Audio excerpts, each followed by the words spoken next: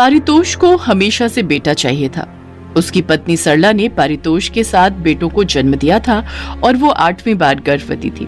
वो भगवान से प्रार्थना करती थी, हे भगवान, 7 बेटों को जन्म दिया है मैंने, इस बार भी बेटा ही हो, नहीं तो मेरा पति मुझे जिंदा नहीं छोड़ेगा। लेकिन वो कहते हैं ना, जन्म और मृत्यु किसी के हाथ में नहीं होती है। 9 महीने बाद सरला को एक बेटी हुई। पारितोष गुस्सा हो गया। सरला, तेरी हिम्मत कैसे हुई लड़की को जन्म देने की? हाँ, मेरी बात सुनिए जी, लड़का होगा या लड़की है मेरे हाथ में नहीं है, ये तो भगवान ने दिए हैं। तू और तेरा भगवान। मुझे बेटा चाहिए बेटा, मुझे कुछ और नहीं पता। तू और बेटों को जन्म नहीं दे सकती ना, इसलिए तुझे मरना होगा। उसके बाद मैं इस बच्ची को भी मार दूंगा। पारितोष एक चाकू लेकर सरला के पेट में घुसा देता है। सरला की मृत्यु हो गई। तभी अचानक बाहर बारिश शुरू हो गई।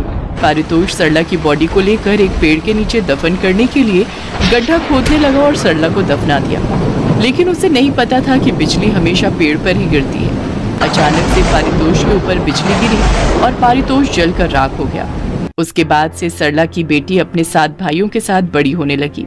7 भाइयों ने मिलकर उसका नाम परी रखा।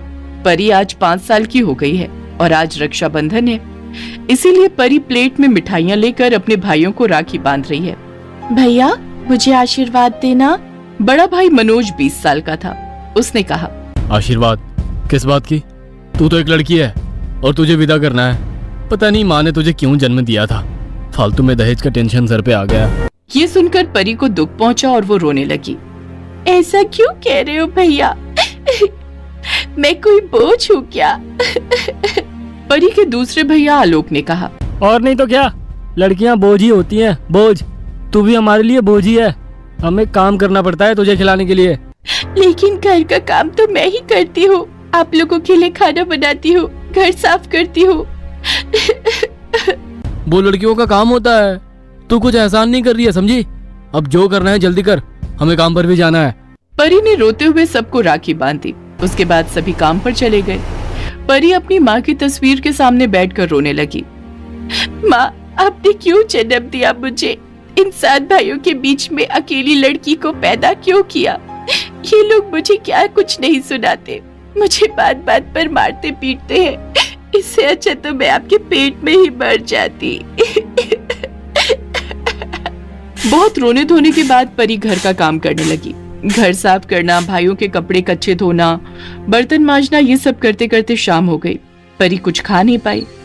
कितनी देर हो गई आज? एक काम करती हूँ, चूल्हा जलाकर पहले कुछ खा लेती हूँ, उसके बाद भाइयों के लिए खाना बनाऊंगी। परी चूल्हे में लकड़ी जलाकर सूखे चावल खाने लगी। तभी उसके 7 भैया घर लौट आए। ए परी की बच्ची, चल खाना लगा। खाना तो अभी तक तैयार नहीं हुआ भैया। क्या? हमारे लिए अभी तक खाना नहीं बनाया है तूने, और खुद बैठकर चावल ठूस रही है? नालायक, काम चोर कहीं की। तुझसे अच्छा तो हम किसी कुत्ते को पाल लेते, पैसा भी नहीं लगता और वो हमारी बात भी मानती। तू तो कुत्ते से भी बदतर है। भैया, पूरा दिन काम करने के बाद दोपहर का खाना अभी खा रही हूँ। काम करते करते देर हो गई। तो हम क्या करें? तुझे तो सजा मिलनी ही चाहिए। आलोक, जा चूल्हे से जलती हुई लकड़ी ले आ। आलोक चूल्हे से जलती हुई लकड़ी निकाल कर ले आया और 7 भाइयों ने मिलकर परी को मारना शुरू कर दिया। ये ले, खाना नहीं बनाएगी? हाँ, ये ले, और मारो भैया, इसके फर निकल आए हैं। ये ले। परी के शरीर में जगह जगह छाले पड़ गए। वो चीख चीख कर रोने लगी। मुझे छोड़ दो भैया, मुझे छोड़ दो, मुझे मत मारो। भैया, मैं आपके पैर पकड़ती हूँ भैया, मुझे छोड़ दो, मुझे छोड़ दो। परी की चीख घर के कोने कोने में गूंजने लगी, लेकिन उसके भैया ने उसे नहीं छोड़ा। वो 7 मिलकर उसे मारते रहे। उसके जगह जगह पर जलने से काले दाग पड़ गए। बहुत दर्द हो रहा है, पूरा शरीर जल रहा है। तो क्या हुआ? जाकर खाना बना, जल्दी कर, नहीं तो और मारेंगे। उसी हालत में परी गरम चूल्हे के सामने बैठकर खाना बनाने लगी। उसका शरीर और ज्यादा जलने लगा। वो एक रोटी बनाती और दर्द से चीखती चिल्लाती, माँ, बहुत दर्द हो रहा है। परी की हालत देखकर किसी की आंखों में भी आंसू आ जाते, लेकिन उसके 7 भाइयों के पास दिल विल कुछ नहीं था। परी ने खाना बनाकर उन सबको खिलाया। ऐसे ही समय बीतने लगा। कुछ साल बीत गए और परी जवान हो गई। परी के गांव में बाकी जो लड़कियां थी उनकी शादियां होने लगी। सभी एक एक करके गांव छोड़कर अपने ससुराल जाने लगी। एक दिन परी की एक सहेली ने उससे पूछा, अरे परी, सभी सहेलियों की शादी हो गई है, मेरी भी होने वाली है, तू कब करेगी शादी, तू कब जाएगी ससुराल? सभी के नसीब में सुख नहीं लिखा होता रत्ना, तू जा ससुराल में अच्छे से रहना, मैं शायद यहीं पर रहूंगी जिंदगी भर। ऐसे कैसे? मैं मुखिया जी से बात करूंगी, मुखिया जी तेरे भाइयों से बात करेंगे। परी की सहेली ने सच में मुखिया जी से बात की। मुखिया जी ने मनोज और आलोक को बुलाकर कहा, सुनो मनोज, तुम्हारी बहन बड़ी हो गई है, अब उसकी शादी करवानी होगी। भाई होने के तौर पर फर्ज बनता है तुम लोगों का। मेरे पास अच्छा लड़का है, उससे अपनी बहन की शादी करवा दो, कोई दहेज नहीं देनी होगी, धूमधाम से अपनी बहन की शादी करवा दो। आलोक और मनोज आपस में बात करने लगे। अरे भैया, धूमधाम से शादी करवाने के लिए भी तो पैसे चाहिए ना, हमारे पास पैसे कहाँ है? जमीन है, लेकिन उस चुड़ैल बहन के लिए तो मैं अपने बाप दादा की जमीन नहीं बेचूंगा। बिल्कुल नहीं, कुछ तो सोचना पड़ेगा। तभी उनका एक और भाई बिरजू दौड़ते हुए वहां आया। अरे सत्यानाश हो गया, सब कुछ बर्बाद हो गया। अरे क्या हुआ, बोल तो पहले। कंपनी बंद हो गई भैया, अब हमारी नौकरी नहीं रही। क्या बात कर रहा है, अब क्या होगा? उन लोगों की नौकरी चली गई। मनोज को कुछ समझ नहीं आ रहा था कि अब घर कैसे चलेगा, वो लोग खाएंगे क्या? अरे जो भी बचे कुछ पैसे हैं उससे एक हफ्ता चल जाएगा, लेकिन उसके बाद क्या? एक हफ्ता कैसे भी करके उन लोगों को खाना मिल गया, लेकिन उसके बाद पैसे खत्म हो गए और परी के ऊपर अत्याचार और भी बढ़ गया। बेरोजगारी का फ्रस्ट्रेशन वो लोग परी के ऊपर निकालने लगे और इसी तरह 3 हफ्ते बीत गए। 2 हफ्तों से सभी भूखे थे और नई नौकरी ढूंढ रहे थे, लेकिन किसी को नौकरी नहीं मिल रही थी। 2 दिन बाद रक्षाबंधन था। 2 दिन बाद रक्षाबंधन है, मुझे अपने भाइयों को राखी बांधनी होगी, उनको मिठाई खिलानी होगी। एक काम करती हूँ, मैं भी कुछ काम ढूंढ लेती हूँ। परी को बड़ी आसानी से गांव में सिलाई का काम मिल गया। 2 दिन काम करने के बाद उसे कुछ पैसे मिले। उसने उन पैसों से राखी और कुछ चावल खरीदा, लेकिन उसके भाइयों को ये सब पता नहीं था। रक्षाबंधन के दिन परी अपने घर में अपने भाइयों के लिए खाना बनाने लगी और उधर सातों भाई नौकरी ढूंढने बाहर गए। एक कंपनी में इंटरव्यू देने के बाद भी उन लोगों को नौकरी नहीं मिली। हद हो गई यार, एक तो पेट में खाना नहीं है और ऊपर से ये बेरोजगारी। आज तो बहुत गुस्सा आ रहा है मुझे, चल घर चलते हैं। सातों भाई घर लौट आए और देखा परी और सूखे चावल लेकर बैठी हुई है।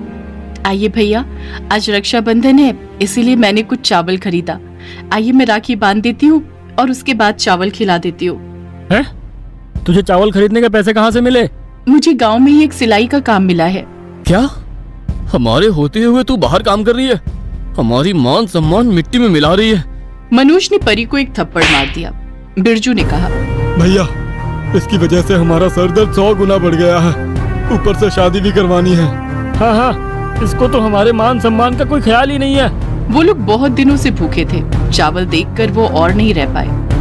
मनोज भैया, चावल के साथ मांस अच्छा लगेगा। मांस? लेकिन मांस कहाँ से मिलेगा? क्यों? परी से?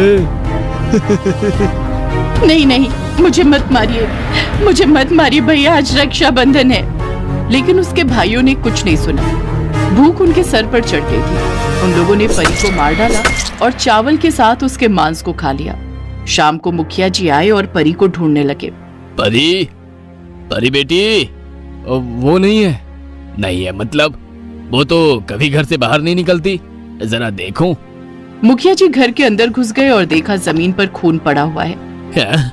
खून? तुम लोगों ने क्या किया परी बेटी के साथ? पुलिस, मैं अभी पुलिस को बुलाऊंगा। मुखिया जी पुलिस को बुला लाए, लेकिन मनोज ने हंसते हुए कहा, साहब, गिरफ्तार कर लीजिए इन लोगों को, इन लोगों ने परी बेटी को मार डाला है।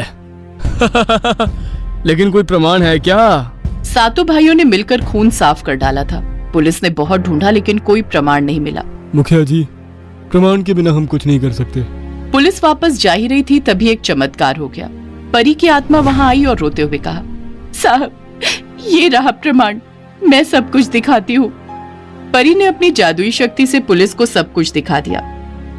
आज रक्षाबंधन है, लेकिन ऐसे भाइयों के लिए कोई माफी नहीं हो सकती। इन्हें ले जाइए, ये घटना हमेशा हमेशा के लिए अमर हो जाएगी।